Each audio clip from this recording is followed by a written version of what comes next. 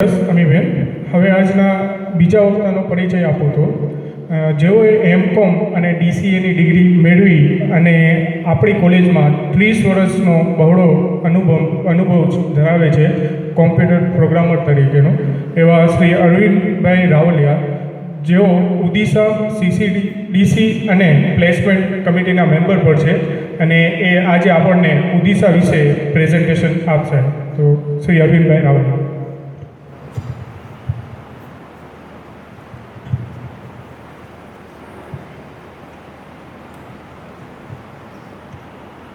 નમસ્કાર સૌને.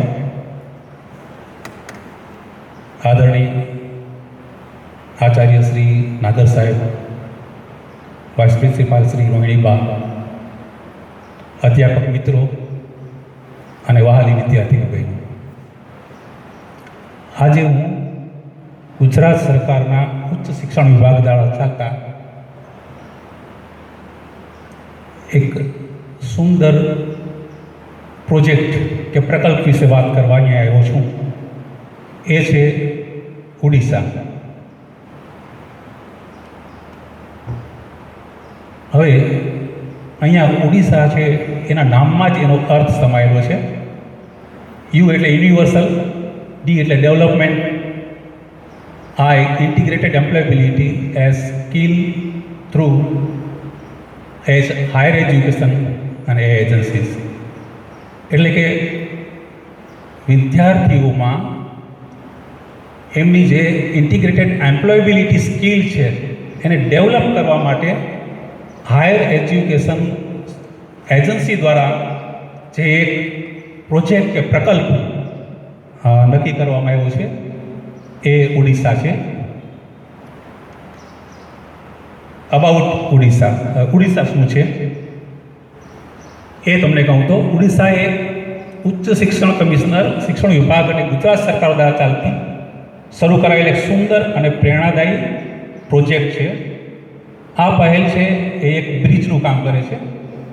એક તરફ વિદ્યાર્થીઓ છે જેઓ શિક્ષણ પૂર્ણ કરીને કારકિર્દી શરૂ કરવા માંગે છે, બીજી તરફ ઉદ્યોગો, રોજગાર આપનારાઓ એટલે કે એમ્પ્લોયર્સ છે, જેઓ કુશળ અને તૈયાર કર્મચારીઓની શોધમાં છે. ઉડીસા છે એ આ બંનેને જોડે છે. એનો ઉદ્દેશ એ નોકરીદાતાઓ અને કર્મચારીઓ વચ્ચેના અંતરને દૂર કરી વિદ્યાર્થીઓને જોબ, સ્વરોજગારી મળે એવું પ્લેટફોર્મ પૂરું પાડવાનું છે. ઉડીસા વિદ્યાર્થીઓ માટે માર્ગદર્શક કે દીવાદાંડીની ભૂમિકા નિભાવે છે, કારણ કે એ તેમને અંધકારમાંથી પ્રકાશ તરફ લઈ જવાનું કામ કરે છે. તેમની પ્રોફેશનલ લાઈફને એક નવી દિશા આપે છે અને વિદ્યાર્થીઓને એવા કૌશલ્ય શીખવે છે જે આજના યુગમાં જરૂરી છે. અમારી ટીમ વિશે હું વાત કરતા ભૂલી ગયો શરૂઆતમાં. તો અમારી ટીમમાં નયનભાઈ, જયેશભાઈ અને હું છીએ. ગયા વર્ષ સુધી જયેશભાઈએ કોર્ડિનેટર તરીકેનો કાર્યભાર સંભાળ્યો હતો. હવે આ વર્ષથી નયનભાઈ છે એ આ કાર્યભાર સંભાળે છે.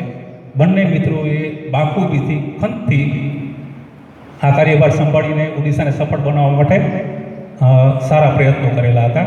બંને મિત્રો ધન્યવાદને પાત્ર છે. હવે ઉડીસાના ઓબ્જેક્ટિવ્સ શું છે? તો ગુજરાતમાં હાયર એજ્યુકેશન પૂર્ણ કર્યા બાદ વિદ્યાર્થીઓને નોકરી મેળવવા માટે સ્વરોજગાર શરૂ કરવા સક્ષમ બનાવવા એ ઉડીસા પ્રકલ્પનો મુખ્ય ઉદ્દેશ છે. આજે એવું જોવામાં આવે છે ઘણા વિદ્યાર્થીઓ ઉચ્ચ શિક્ષણ પૂર્ણ કરે છે, પરંતુ તેમની પાસે નોકરી મેળવવા માટે જરૂરી વ્યવહારિક કૌશલ્યોનો અભાવ હોય છે. ક્યારેક ક્યારેક હું ઓફિસમાં બેઠો હોઉં છું અને વિદ્યાર્થીને આવે છે, એને અમિતભાઈ કે દેવેનભાઈ એક એપ્લિકેશન લખવાનું કહે છે, તો એ એપ્લિકેશન પણ એની રીતે લખી નથી શકતા. એટલે આ ખામી છે ઉડીસા દૂર કરે છે. તે વિદ્યાર્થીઓને soft skills, functional English, ICT અને ઉદ્યોગોની માંગ અનુસાર ખાસ તાલીમ આપે છે. આ ઉપરાંત એપ્ટિટ્યૂડ ટેસ્ટ દ્વારા તેમની રુચિ અને ક્ષમતાને ઓળખીને તેમને યોગ્ય માર્ગદર્શન પણ આપવામાં આવે છે. અહીંયા જો પહેલું જ છે development profile for the placement. Placement માટે પોતાનો પ્રોફાઇલ કઈ રીતે તૈયાર કરવો એ ઉડીસા શીખવે છે. એના માટે આપણે ઘણા પ્રોગ્રામ્સ કરેલા છે, એ આગળ આવશે એટલે તમને બતાવીશ. એ પછી વિદ્યાર્થીઓની શેમાં ઇન્ટરેસ્ટ છે, એની કેપેબિલિટીઝ શું છે એ જોવામાં આવે છે, અને એમને સોફ્ટ સ્કિલ, ફંક્શનલ ઇંગ્લિશ અને આઈસીટીની ટ્રેનિંગ આપવામાં આવે છે. એમની સાથે મોટિવેશનલ ટોક્સ કરવામાં આવે છે. એમને સર્વિસ પ્રોવાઇડર્સ જે છે, એટલે કે એમ્પ્લોયર્સ જે છે, એમની સાથે સીધો સંપર્ક કરાવી આપવામાં આવે છે. અને પ્લેસમેન્ટ ફેર્સ જ્યારે ઓર્ગેનાઇઝ થાય છે ત્યારે એના માટે જરૂરી વ્યવસ્થા કરવાનું કાર્ય પણ એ કરે છે. હવે આ ઉડીસા છે એ તમારા સુધી કઈ રીતે પહોંચે છે? તો ગુજરાતની દરેક કોલેજમાં ઉડીસા ક્લબની સ્થાપના કરવામાં આવે છે. ગુજરાત ગવર્મેન્ટે જે રીતે પરિપત્ર બહાર પાડીને કીધું છે એ પ્રમાણે, જેમાં 2 પ્રાધ્યાપકો અને 6 વિદ્યાર્થીનીઓની એમ્બેસેડર તરીકે નિમણૂક કરવામાં આવે છે. આ ક્લબ વિદ્યાર્થીઓને કારકિર્દીના વિકલ્પો વિશે માહિતી આપે છે, જોબ ફેરનું આયોજન કરે છે અને રોજગાર આપનારાઓ સાથે સીધો સંપર્ક કરવામાં મદદ કરે છે. આ રીતે વિદ્યાર્થીઓને માત્ર ડિગ્રી જ નહીં પરંતુ સફળ કારકિર્દીનો રસ્તો પણ મળે છે. તેમને કારકિર્દી વિશે માહિતગાર અને અપડેટ રાખવા માટે શૈક્ષણિક વર્ષ દરમિયાન વિવિધ પ્રવૃત્તિઓનું આયોજન પણ કરવામાં આવે છે. હવે જે પ્રવૃત્તિઓ થાય છે એ મુજબ એમને નવી નવી જગ્યાએ ઓપોર્ચ્યુનિટીઝ છે, કેરિયરના ઓપ્શન્સ છે, એના વિશે એમને માહિતગાર કરવામાં આવે છે. એમને પ્લેસમેન્ટ માટે કાઉન્સેલિંગ કરવામાં આવે છે, એના માટે ટ્રેનિંગ સેશન ગોઠવવામાં આવે છે, મોટિવેશનલ એક્ટિવિટીઝ એ કરવામાં આવે છે. એમના માટે મોક ઇન્ટરવ્યૂ કોલેજ લેવલે ગોઠવવામાં આવે છે, અને કોલેજ લેવલે કેમ્પસ ઇન્ટરવ્યૂ છે એ પણ ગોઠવવામાં આવે છે. અહીંયા કોલેજમાં અલગ અલગ કંપનીઓને ઇન્વાઇટ કરીને આ કેમ્પસ ઇન્ટરવ્યૂ છે એ ગોઠવવામાં આવે છે. અને જે ડિસ્ટ્રિક્ટ લેવલના પ્લેસમેન્ટ ફેર થાય છે ગુજરાત ગવર્મેન્ટ દ્વારા, એના માટે જરૂરી વ્યવસ્થા પણ અહીંયા કરવામાં આવે છે. હવે એને સપોર્ટિંગ થોડા ફોટોગ્રાફ્સ છે. Take on career opportunities. કઈ પ્રકારની ઓપોર્ચ્યુનિટીઝ છે, કયા ફિલ્ડમાં જવું જોઈએ, આપણા ઇન્ટરેસ્ટનું કયું ફિલ્ડ છે, એની વિસ્તૃત ચર્ચા વિદ્યાર્થીઓ જોડે કરવામાં આવે છે. અને કયા ફિલ્ડમાં જવા માટે કયા પ્રકારની તૈયારી કરવી. દાખલા તરીકે જીપીએસસી, યુપીએસસી તમારે આમાં જવું છે તો એની મેઇન્સ પરીક્ષા છે, એમાં કેવા પ્રકારના પેપર્સ આવે છે, એમાં એની મેઇન્સમાં તમારે કેવા વિષયો છે પસંદ કરવા, એની વિસ્તૃત જાણકારી આપવામાં આવે છે. અને એ માટે અમારા બંને મિત્રો એ ખૂબ સારી એવી જહેમત ઉઠાવી રહ્યા છે. Next, resume writing. રિઝ્યુમ કઈ રીતે લખવો, એપ્લિકેશનની વાત કરી હતી તમે. તો જોબ માટે કે પ્લેસમેન્ટ માટે તમારે તમારો રિઝ્યુમ તૈયાર કરવાનો હોય છે. તો આ કઈ રીતે તૈયાર કરવો એ માટે ઓનલાઈન અને ઓફલાઈન લેક્ચર્સ એનું આયોજન થયું હતું, જેમાં શ્રી ઉમેશ સુજાન સર છે અને નયન સર છે એ અત્યારે ફોટોગ્રાફ્સમાં એના વિશે ડિસ્કશન કરી અને માર્ગદર્શન આપતા જણાય છે. કઈ તારીખે પ્રોગ્રામ્સ થયેલો છે એ પણ સાથે મેં લખેલું છે. ટ્રેનિંગ સેશન્સ અહીંયા LICના ડેવલપમેન્ટ ઓફિસર અને એસોસિએટ શ્રી નરેશભાઈ લાખાણી સાહેબ અને એમની ટીમ આવી અને LICમાં એડવાઇઝર એ પોસ્ટ માટે એ લોકોએ ટ્રેનિંગ સેશન ગોઠવ્યું હતું. હવે એ પોસ્ટમાં જવા માટે IRDA ઈડા એની પરીક્ષા આપવી પડે છે. એના માટેના ફોર્મ્સ ફિલઅપ અને બધી પ્રોસેસ કરી અને આપણી કોલેજમાંથી વિદ્યાર્થીઓને પરીક્ષા આપવા માટેની વ્યવસ્થા કરી હતી, જેમાં આપણી 8 વિદ્યાર્થીની એ સિલેક્ટ થઈ છે અને એડવાઇઝર તરીકે એમની નિમણૂક પણ થઈ છે. હવે આ પ્રકલ્પ કે આ પ્રોજેક્ટમાં એવું છે કે આ વર્ષથી આપણા નાણામંત્રી શ્રી નિર્મલા સીતારામને એક યોજના બહાર પાડી હતી બહેનો માટે કે એડવાઇઝર તરીકે જે લોકો સેવા આપે એમને દર મહિને 7,000 રૂપિયાનું સ્ટાઇપેન્ડ આપવામાં આવે, પ્લસ એ લોકો જે કંઈ બિઝનેસ કરે એમાં જે કંઈ કમિશન મળે એ અલગ વાત. એટલે આ રીતે પણ વિદ્યાર્થીની બહેનો છે એ કારકિર્દી શરૂ કરીને આગળ વધી શકે છે.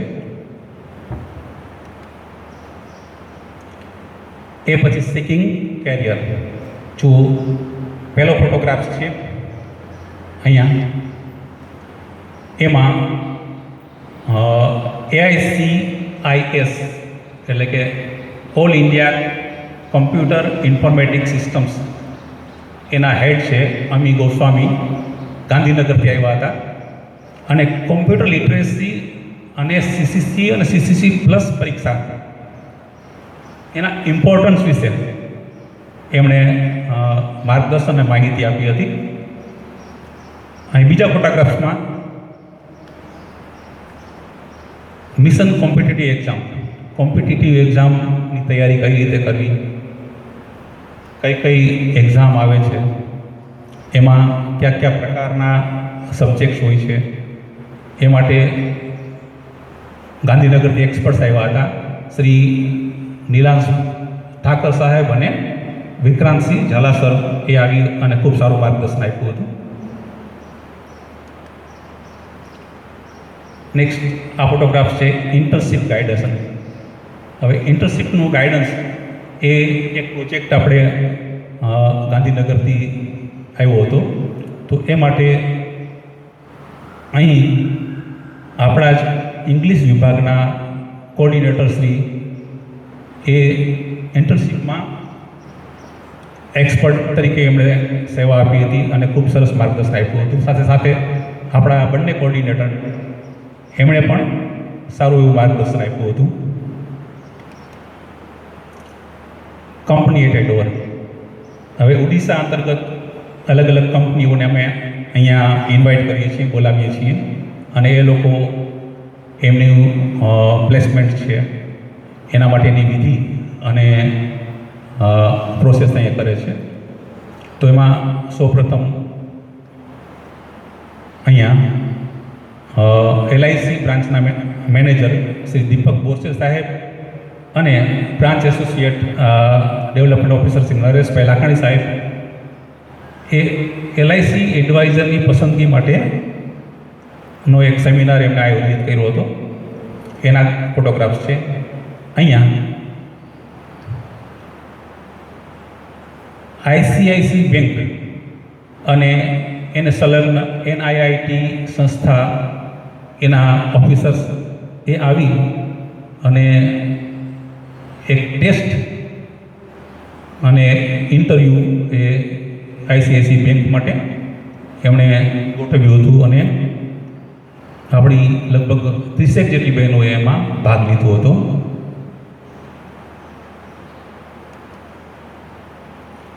એ પછી એમ્પ્લોયમેન્ટ ઓફિસ સપોર્ટ.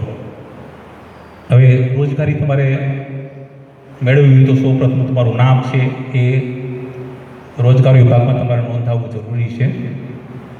તો એ માટેની પ્રોસેસ માટે જિલ્લા રોજગાર કચેરીના પ્રતિનિધિ શ્રી રાજેશભાઈ પરમાર અહીંયા આવીને એમ્પ્લોયમેન્ટ કાર્ડ અંગે માર્ગદર્શન આપ્યું હતું અને એનું રજિસ્ટ્રેશન એ કરાવ્યું હતું. સાથે સાથે નવા ઉદ્યોગો એટલે કે ન્યૂ સ્ટાર્ટઅપ તમારે કરવું હોય, સ્મોલ સ્કેલના ઉદ્યોગો સ્ટાર્ટ કરવા હોય તો એમાં સરકાર કયા પ્રકારની મદદ કરે છે અને લોન એ કેટલી આપે છે એ અંગે એક માર્ગદર્શનનું આયોજન કર્યું હતું, જેમાં જિલ્લા ઉદ્યોગ શાખાના અધિકારીશ્રીઓએ આવીને ખૂબ સરસ માર્ગદર્શન આપ્યું હતું.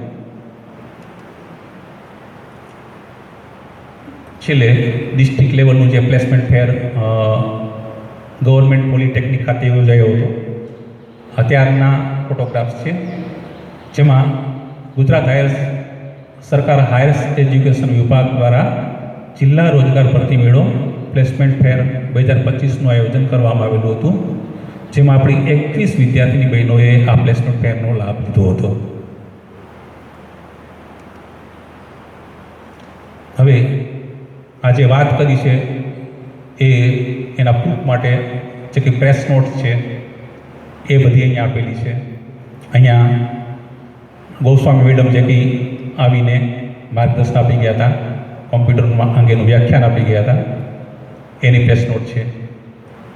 આ જગ્યાએ ગુરુકુલ મહિલા કોલેજમાં જે ઇન્ટર્નશીપ અવેરનેસનું વ્યાખ્યાન યોજાયું હતું અને નિમિષાબેન પંડિતે જે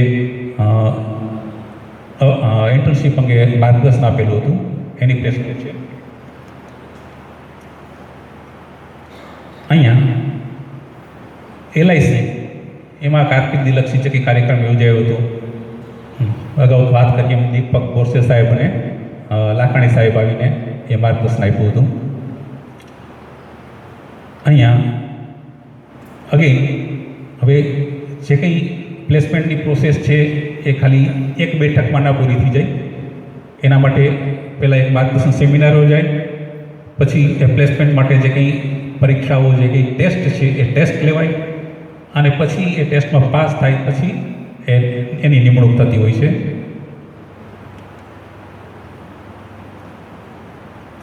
હવે જે ઓનલાઈન જે માર્ગદર્શન આપણે આપવામાં આવેલું હતું શ્રી સુજાન સર દ્વારા, એના ફોટોગ્રાફ્સ છે. અહીં એમ્પ્લોયમેન્ટ કાર્ડ નોંધણી માટે જે એમ્પ્લોયમેન્ટ ઓફિસમાંથી પરમાર સાહેબ આવ્યા હતા એ સમયની જે ફોટોગ્રાફ્સ છે એ આપેલા છે. અગેન અહીંયા IRDAની જે કંઈ પરીક્ષા લેવાઈ હતી આપણી કોલેજમાં, જેમાંથી 8 વિદ્યાર્થીની બહેનો છે એ પાસ થઈ હતી અને એની પ્રેસ નોટ છે એ આ છે.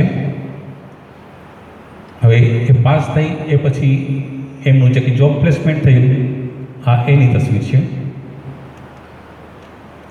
અહીંયા ઓડિશા પ્રકલ્પ પૂરો થાય છે.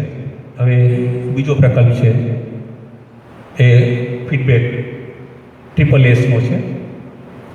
તો આ ફીડબેક છે એ NAAC માટે national assessment and accreditation council એના માટે ખૂબ જ મહત્ત્વનો ટૂલ્સ છે, જે શિક્ષણ સંસ્થાઓને ગુણવત્તાયુક્ત શિક્ષણ પૂરું પાડવા અને સતત સુધારણા કરવા માટે પ્રેરે છે. તે શિક્ષણની ગુણવત્તા, સંસ્થાની પ્રતિષ્ઠા અને વિદ્યાર્થીઓના ભવિષ્યને મજબૂત બનાવવામાં મહત્ત્વની ભૂમિકા નિભાવે છે.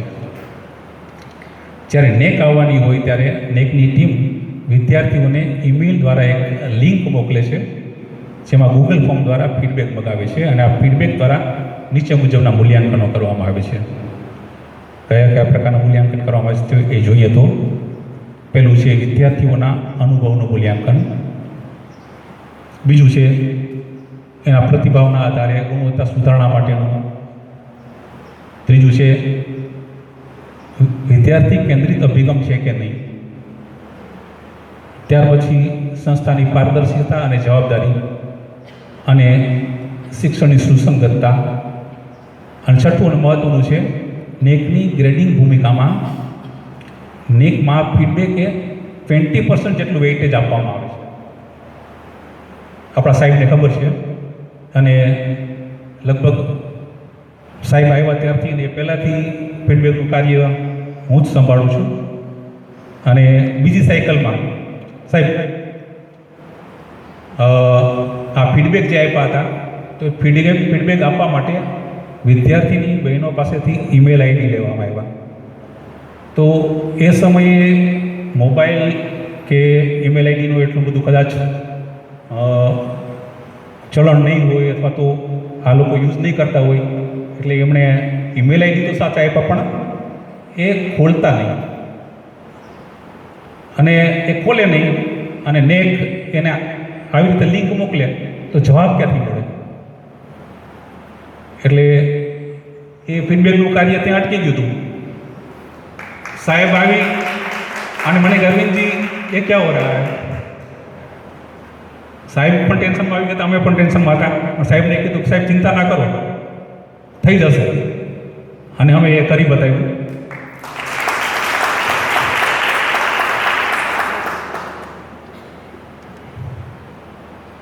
હવે આ એસએસએસમાં આ વખતનું જે કંઈ મૂલ્યાંકન છે એ બાકી છે અને એ હવે ટૂંક સમયમાં અમે આ ફીડબેક ફોર્મ છે એ તમને વિદ્યાર્થી બહેનોને મોકલવાના છીએ તમારા ઈમેલ આઈડીમાં.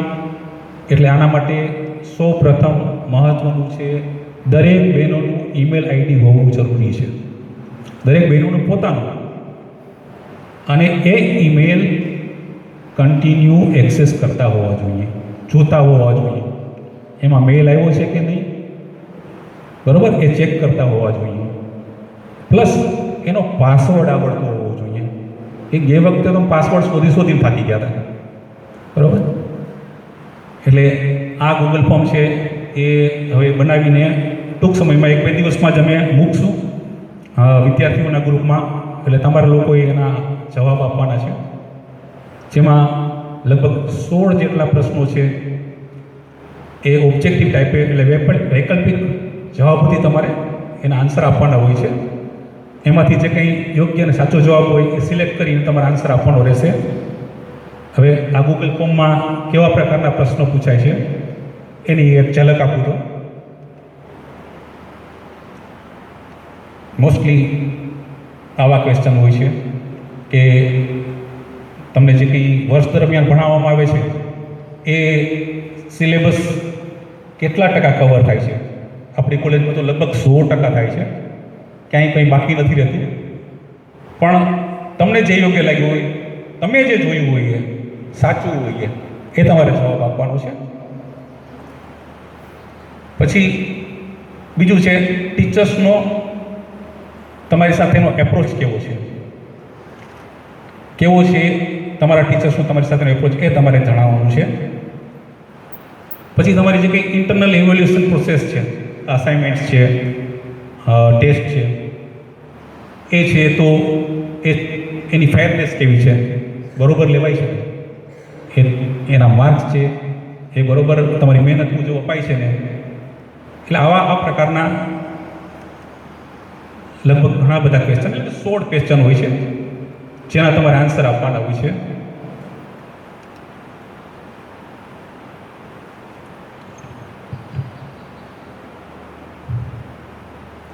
આ ફોર્મ હવે ટૂંક સમયમાં તમારા ગ્રુપમાં અમે ફીડબેક ફોર્મની લિંક મૂકશું અને તમારે એના આન્સર આપવાના હોય છે.